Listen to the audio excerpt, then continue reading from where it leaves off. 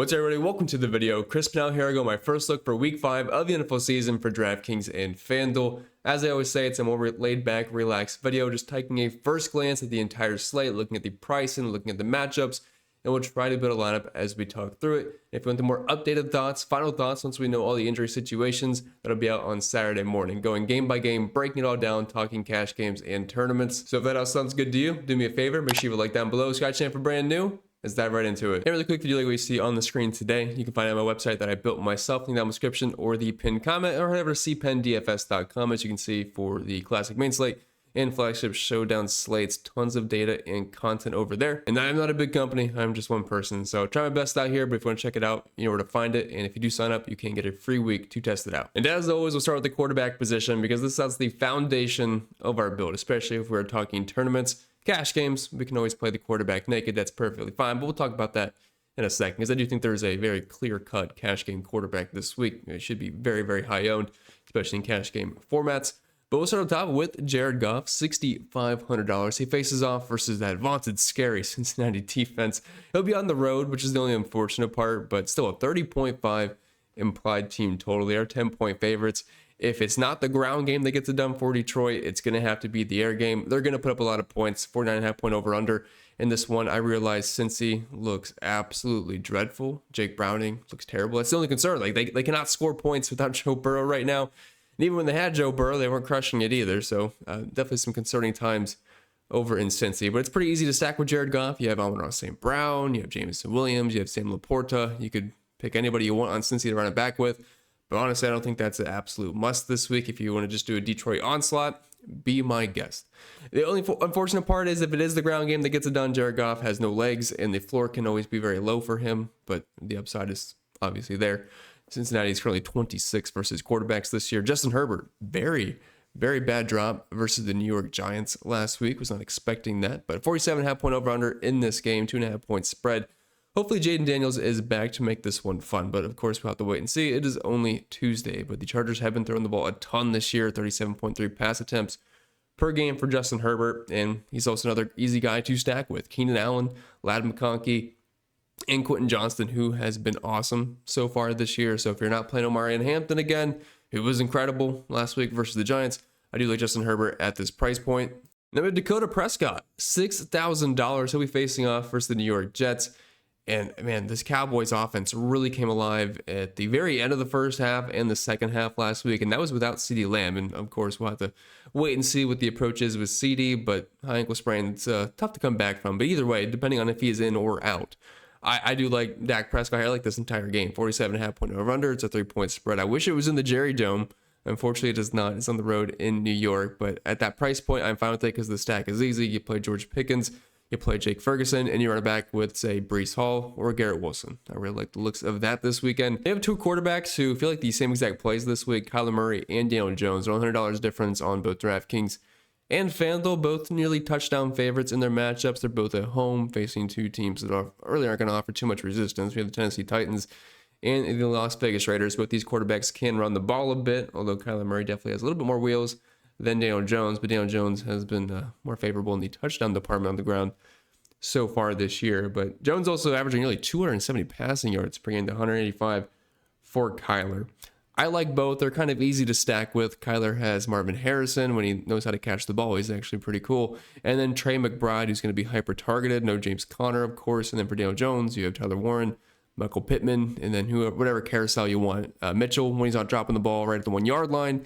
I know a lot of you probably felt some pain with that in tournaments. Downs, we'll see if Pierce is back. So I don't mind them. They're not my favorite plays, but they're okay. I do prefer Justin Fields this week, though, especially in cash games. I think he's the clear-cut choice on DraftKings. FanDuel priced him a bit better, but on DK at $5,600, this is a quarterback that can run the football a lot. Now, he's not a prolific passer by any means, but at $5,600 versus the Dallas Cowboys defense, who is dead last versus quarterbacks this year, it's a small sample size, but they're averaging nearly 30 points allowed to quarterbacks this season. And Fields is averaging 60 rushing yards and 8 rushing attempts, a rushing touchdown per game. You all saw the amazing run he had versus Miami. At his price point, at that floor, and a nice ceiling combination. He's got a great wide receiver in Garrett Wilson. I think he's an auto cash play. All right, heading over to our build. Usually this is where we pick a quarterback for tournaments and we do a double stack and a bring back. But honestly, I kind of just want to plug in Justin Fields here. And I am not going to force a double stack with Justin Fields. Sometimes you have to adapt to your situation, and that's what we're going to roll with. Now, I am still going to stack with him. You don't have to. But I do think Garrett Wilson, of course, makes a ton of sense versus Dallas. And then we'll probably take George Pickens or Ferguson at some point as the run back option. But for right now, let's lock in Fields and move on to running back. And actually a pretty decent running back slate, whether you want to spend up, go in the middle, or even down low. I do think we have some solid options. But we'll start up top with Jonathan Taylor. And if you have the money for him, he's always going to be fantastic. He did have a 50-yard touchdown called back last week, or could have even been a bigger game. But good spot versus Las Vegas. He's at home. He's a touchdown favorite. And he's been an elite volume this year, 23 opportunities per game, nearly 20 rushing attempts, averaging over 100 rushing yards, and 5.5 yards per carry. Now, the Raiders actually have not been bad versus the run so far this season, but we're still talking about small sample sizes, and they haven't really faced Jonathan Taylor in this Colts rushing attack yet, so that's not something I'm going to be concerned about. You have to pay nearly $10,000 for him on FanDuel. I do think there is better value out there, but of course he's going to project as a top-tier running back this week. Jahmyr Gibbs and Dave Montgomery, I guess we could kind of talk about them both. Of course, Gibbs is going to be the premier target. He is the more efficient, higher upside back. He can get it done in the passing game. He has an 18% target share in the season compared to 5% for Dave Montgomery. But Montgomery is always going to be used around the goal line. He's always going to get a crack at the end zone, and is a 10-point favorite with a 30.5 implied team total. There's some pretty decent touchdown equity for a pretty low price running back on a team with the highest implied team total of the week. So I don't hate taking some stabs at him in tournaments. Of course, Jahmyr Gibbs will project much better. Devon Achane is currently my favorite cash running back of the week. Now, the Panthers haven't been as bad on the ground as they were last year defensively. They're currently 21st, but it's a long season. That could still certainly change. But over the past couple of seasons, they've been a team you want to use fantasy running backs against. And we don't have Tyreek Hill anymore. Now, he was out at the later portion of the game, so we didn't get a large sample size without Tyreek Hill. But on the season, even with Tyreek playing, Devon Achane had a near 25% target share, 6.3 targets per game, nearly 5 receptions, and he's heavily used on the ground too. I mean, we're talking about a guy that's averaging nearly 20 opportunities per game. With no Tyreek Hill, of course, you can't really just completely replace him. I just think that's going to funnel more targets to guys like Jalen Waddle, Devon Achane, and I guess Darren Waller, who's going to be a thing now. So at $1,700 versus Carolina, I think Devon Achane is probably the easiest click in cash games at the running back position currently. Omarion Hampton is getting all the volume he can handle now with Najee Harris gone. 2.5-point favorites here at home. They'll use him in the air. They'll use him on the ground. I love Omarion Hampton here. I think he's also in cash game consideration. And Javonte Williams is the nice tournament pivot. 20.3 opportunities per game so far this year. And I do like the passing attack in this game. I do like Justin Fields. So Javonte Williams, I imagine the ownership's probably going to slide a bit down, especially with a lot of people looking at guys in similar price points like Devon Achane, Omarion Hampton, and Cam Scottaboo, who is a new shiny toy, plus Trey Benson. So I can't imagine the ownership will be crazy, but it's 3-point favorite, 25.5 implied team total, over 20 opportunities per game. Going to get heavy usage on the ground, and he gets goal line carries. Not really much not to like. I mean, he's not a big name by any means, but I mean, he projects well at a price point. Cam Scottaboo, $6,000, really cheap on FanDuel. The price did not come up enough. I really don't understand why it didn't. He gets heavy volume. He can be used in the passing game. He's always facing the New Orleans Saints, and they're actually dogs in this game. I was not expecting to see the Saints as favorites anytime soon this year, but that is the case as they are on the road. But yeah, the price on FanDuel is way too enticing. DraftKings, he's kind of just like, he's a solid play, but FanDuel way too cheap. Trey Benson, RB1 duty with no James Conner. He's facing the Titans. He's an 8.5-point favorite at home, 26.5 implied team total. Should get the bulk of the work. I know we have DeMarcado or whatever, and then they had Michael Carter also get a couple of snaps on that Thursday game, but Trey Benson will lead the way. So $5,700 as a big favorite at home. That looks pretty good to me. And I think you could probably play him in cash games as well. And then Breece Hall. Like I said, I like the passing attack in this game, but there's nothing wrong with the run game either on both sides. And it might be a way to get a bit different. Dallas is currently on the 6th most points per game to the running back position, but Breece Hall does have a fairly decent floor, 17% target share on this season. And really the Jets, they flow through Justin Fields, Breece Hall, and Garrett Wilson, so it's kind of easy to know where the points are going to end up. And maybe a little sprinkle of Mason Taylor too. All right, so back to the build here. We're going to select a couple of running backs. Usually this is where I play CMC. He's unfortunately not on the slate, so we can't do that this time around. We have a cheap quarterback, so I don't think my stack's going to break the bank, so I should be able to afford whatever running backs I want. I do know I want Devon Chan, currently at $7,300. After that, it's kind of the Wild West as far as where I want to go. I think Javonte Williams is very interesting. I am not going to probably go that route since I'm going with the passing attack. I'm going to run it back with George Pickens most likely, so let's just play Omar at Hampton. Once again, I think he should probably be around $7,000. So this is still a decent value, I think, at that price point. And as they always say, we're not going to take a long time at wide receiver because we talked about the quarterbacks, we talked about the games at this point. So we kind of know which wide receivers or pass catching options in general we are going to be looking at. Like if I'm playing Jared Goff, I'm looking at Amon-Ra St. Brown, who's been straight money this year. 8 targets per game, 6.8 receptions, and he's been scoring touchdowns in a hurry. And I really like that price on Jambo down there at $4,100, only in tournaments. But we can always have the home run ball here. He's averaging 5 targets per game and a 44% market share of the team's air yards with a 20.2 ADOT. The home run ball will be there. He did have a couple of bad drops last week, but at $4,100, I'm definitely willing to take some shots there. And of course, if you're game stacking, Jamar Chase is an option, but let's be honest, he's probably definitely overpriced with Jake Browning under center. Maybe they'll trade for a quarterback this week and someone else will start, but it's been brutal. JSN's always going to be cash game viable, 35% target share this year, 50.4% market share of the team's air yards, still averaging 100 yards per game. I like him. Don't love that game for DFS as much. There's good options in that game, but it just doesn't seem as appealing for DFS as I feel like it should be, at least to me. George Pickens and Garrett Wilson, both these options are fantastic. I'm assuming CeeDee Lamb's going to be out again. If he's not, of course, you have to drop George Pickens in the projections and the rankings from what I'm talking about right now, but I do like him currently if he is the wide receiver 1 in this offense. It was great versus Green Bay, and I love that price on FanDuel, only $7,100. He'd be a real nice value over there. And as far as Garrett Wilson is concerned, if you're playing Justin Fields, you can't play him naked, but I do think Wilson is going to be cash game viable, even if you do have Fields with the stack. But great spot versus Dallas. They have been getting torched versus wide receivers this year, allowing 51.2 points per game, which is dead last. And for example, 25th, with the Chargers facing off versus the Commanders, they're only allowing 36.6. So yeah, Dallas has been getting shredded through the air so far this year. And speaking of the Chargers, they finally got the pricing right for this team. They've had Lab McConkey like $1,000 more expensive than Quentin Johnston and Keenan Allen to start the season.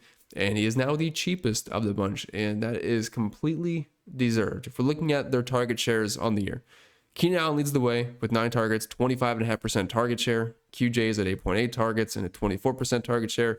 And then McConkey, he still has involvement, 6.8 targets, but 18.6% target share, and he's only averaging 43 receiving yards per game and is yet to find the end zone.